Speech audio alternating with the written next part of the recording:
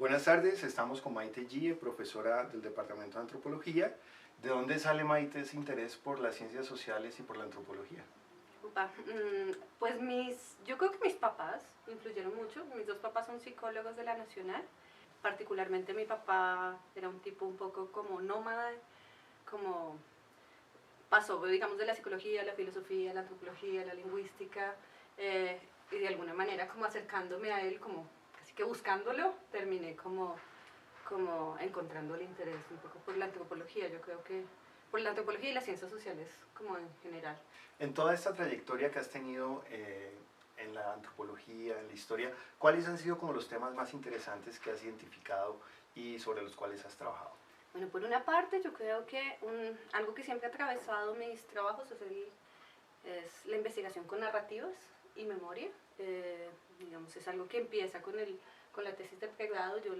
Yo hice mi tesis de pregrado con mi familia, trabajando en memoria de mi familia, que era una familia por el lado materno que venían de antiguos hacendatarios de Nariño. Y de alguna manera yo siempre había escuchado como muchos relatos, había crecido en mi vida con relatos y relatos permanentes sobre su interacción con las personas que trabajaban para ellos en la hacienda. Estoy hablando de los relatos de mi abuela, de mis tías abuelas, a quienes llamaban como los indios. Pero no los conocía, ya en ese momento se había desmontado la hacienda, entonces un poco como de ahí nace como una curiosidad, como bueno, yo conozco las imágenes de esos otros, digamos a través de los relatos de mi familia, cuál es el relato de ellos. Pero un poco como que la idea fue tratar de entender cómo se construían las representaciones del otro y del pasado a través de narrativas. Y ahí eso mismo pues me llevó un poco como al trabajo que también es otro de los ejes, digamos, que ha permanecido, que es el trabajo con población campesina en el suroccidente nariñense. ¿Cómo ha sido esto, digamos, en una posición más reflexiva, las implicaciones políticas de trabajar temas que atraviesan tu historia familiar y en ámbitos tan fuertes como las relaciones de explotación, etcétera? No, eso ha sido bastante fuerte y ha pasado por varias fases. La primera fase fue como no cumplir, creo, ¿no? Como decepcionar un poco como la expectativa familiar. Digamos, un poco había un encargo familiar que se lo pasaban de una mujer a otra en mi familia, siempre las mujeres, y era que se esperaba que alguien escribiera la historia familiar, y cuando se suponía que yo iba a hacerlo, pues no escribí la historia que ellos y ellas querían, ¿no? Por lo menos que una parte de mi familia quería. Digamos que era una historia también que implicaba escuchar voces que ellos no habían escuchado, y también que me implicaban mis límites, porque cuando yo estaba haciendo trabajo de campo eso fue tremendamente fuerte. Pues yo era chiquita, pero entraba a un escenario donde habían historias de por lo menos 2 siglos de relación, digamos, de mi familia con la gente ahí en términos de explotación, control de sus vidas, bueno, muy fuertes, y era muy difícil que me quitaran el niño.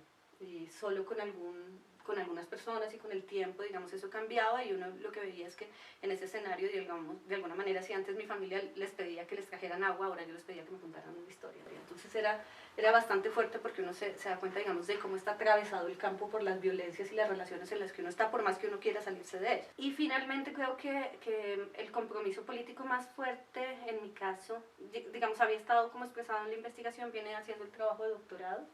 Yo me meto en el trabajo de doctorado a hacer etnografía con organizaciones sociales. Yo no tenía un acercamiento previo a ellas, son organizaciones campesinas de Nariño, y es acompañarlas en sus ejercicios de organización, de trabajo, de planificación, de diagnóstico, de militancia, sus debates, sus discusiones, organizaciones muy diversas. Entonces, pues, digamos, y al mismo tiempo en este ejercicio conocer a muchas personas, digamos, de la vida rural nariñense en situaciones como de mucha precariedad. Eso yo creo que sí lleva un poco como, para mí, como que la investigación académica tenga que estar muy ligada como una crítica a las formas en que se mantienen, se reproducen ciertas formas de distribución como desigual de la precariedad, tanto expresada en términos materiales como en términos de poder político, como en términos también simbólicos. Una de tus publicaciones más importantes es resultado de tu trabajo de maestría.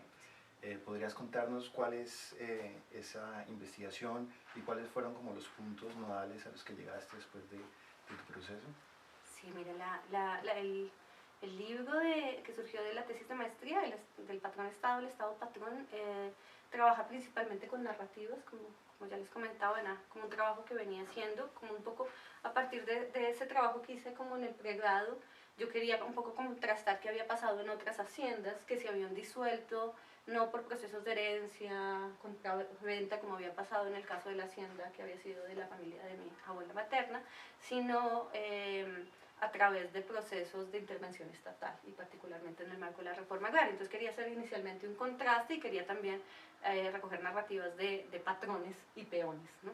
Pero no, cuando dije que era de la Nacional, los otros patrones ya no me permitieron, digamos, como entrevistarlos, y eso que en un momento fue una dificultad, me llevó como a prestarle más atención a las narrativas construidas desde el Estado en su momento. Entonces, cómo se había construido narrativas sobre la población campesina de Nariño, sobre Nariño mismo como región. Acabas de terminar hace poco tu investigación doctoral. ¿Podrías contarnos rápidamente cuáles son los puntos clave de tu investigación? Bueno, la tesis doctoral es un poco como sobre este proceso de reemergencia del campesinado como sujeto político en el escenario departamental de Nariño y nacional un poco de Colombia a partir de los paros agrarios, sobre todo el paro agrario de 2013, y un poco como que lo que terminé haciendo es, digamos, un trabajo en 3 líneas para tratar de entender ese proceso. Por una parte, un trabajo de estudio de la categoría de campesino, un poco cómo se ha configurado esa categoría históricamente en Colombia a través de la política pública y procesos de movilización social. Es una investigación pues que no está acabada, digamos, como un esbozo. Otra parte que tiene que ver con lo que ya te había comentado, que es como el tema de la experiencia, y es un poco cómo la gente experimenta el habitar una categoría y cómo la ha experimentado particularmente en los Andes nariñenses, en una zona digamos, donde hay una fuerte presencia indígena. Y la tercera línea tiene que ver más cómo se está tratando de producir desde el movimiento social ese sujeto político que estaría llamado a encarnar la categoría. Maite, ¿para ti qué es lo fundamental de una perspectiva antropológica? Yo creería que 2 cosas, una como la atención a la experiencia, la sensibilidad hacia la experiencia de los otros y de uno mismo, digamos y lo otro es la atención a las prácticas cotidianas, a cómo se producen relaciones, se producen sujetos a través precisamente de lo que hacemos en la cotidianidad. Muchísimas gracias por tus respuestas, y bueno, ahí están tus libros, tus artículos, que creo que son una fuente muy interesante para conocer tu trayectoria, pero también unas lecturas críticas y contextuales sobre el movimiento campesino en el suroccidente y también de todos los procesos en Nariño. Gracias. Muchas gracias, Carlos.